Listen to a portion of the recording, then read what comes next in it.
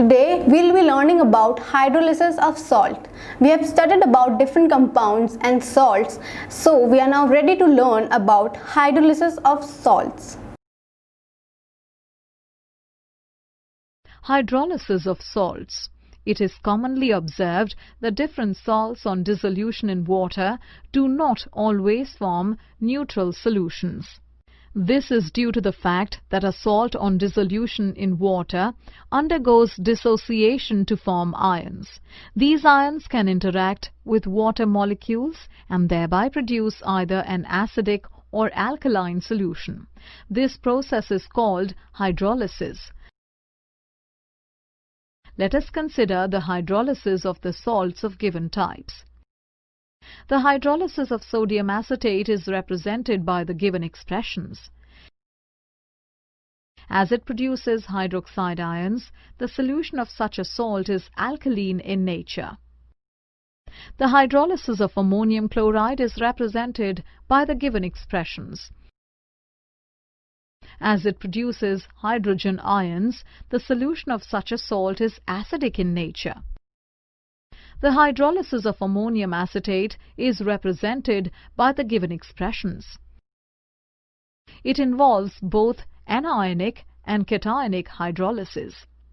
The resulting solution may be neutral or slightly acidic or basic depending upon the relative degrees of ionization of weak acid and weak base produced. We can say that the degree of hydrolysis is independent of concentration of solution and pH of such solutions is determined by their pK values. In this video, we will be learning about what are buffer solutions, what is meant when we say the solution is a buffer. Also, we will be learning about solubility equilibria or sparingly soluble salts. Sparingly soluble salts, that means that are barely soluble. Buffer solutions. The solutions which resist change in pH on dilution or with the addition of small amounts of acid or alkali are called buffer solutions. Generally, buffer solutions are the solutions containing a weak acid or its conjugate base or a weak base and its conjugate acid. For example, a mixture of acetic acid and sodium acetate acts as buffer solution around pH 4.75 and a mixture of ammonium chloride and ammonium hydroxide acts as a buffer around pH 9.25. Blood and seawater are also the examples of buffers. Solubility equilibria of sparingly soluble salts. Let us consider barium sulfate in contact with its saturated aqueous solution. The equilibrium between the undissolved solid and the ions in a saturated solution can be represented by the given equation. The equilibrium constant for the given equation can be determined by the given expression. For a pure solid substance, the concentration remains constant. Thus, the equilibrium constant gets modified. We call Ksp the solubility product constant or simply solubility product. The experimental value of Ksp in given equation at 298 Kelvin is 1.1 times 10 raised to the power minus 10. This means that for a solid barium sulfate in equilibrium with its saturated solution, the product of the concentrations of barium and sulfate ions is equal to its solubility product constant. The concentrations of the two ions will be equal to the molar solubility of the barium sulfate. Thus, the molar solubility of barium sulfate will be equal to 1.05 times 10 raised to the power minus 5 moles per liter. We'll learn about pH scale today in this video. So let's look at what pH scale means. pH scale. Sorensen in 1909 suggested a new term, pH scale, for expressing the concentration of hydrogen ion. The symbol pH means power of hydrogen ion. The pH is also defined as the negative logarithm of the concentration of hydronium ions in moles per liter. At 298 Kelvin, the pH of neutral solution is 7.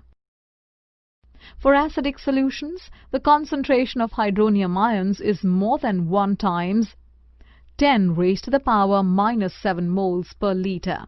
Therefore, pH of acidic solution is less than 7.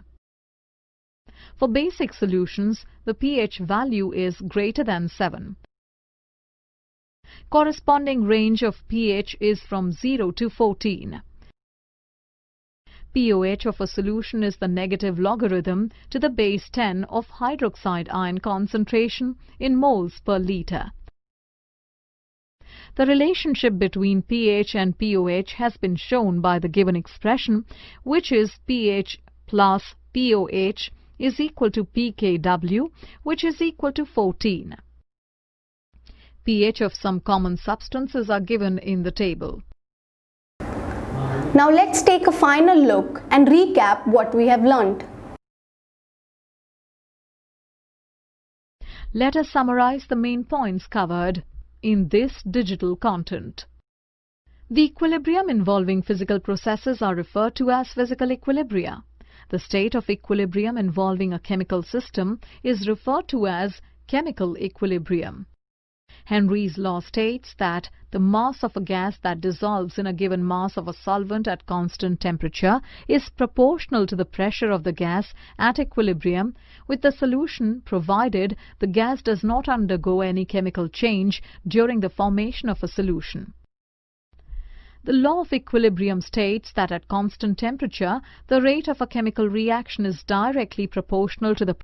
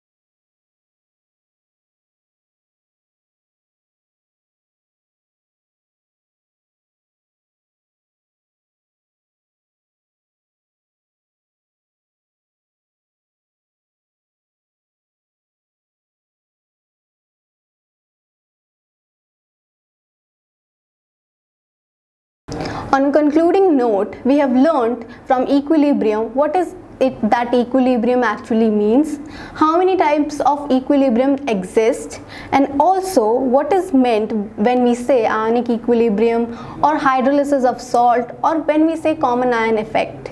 We have learned about such terms at depth. We hope that you enjoyed our lessons.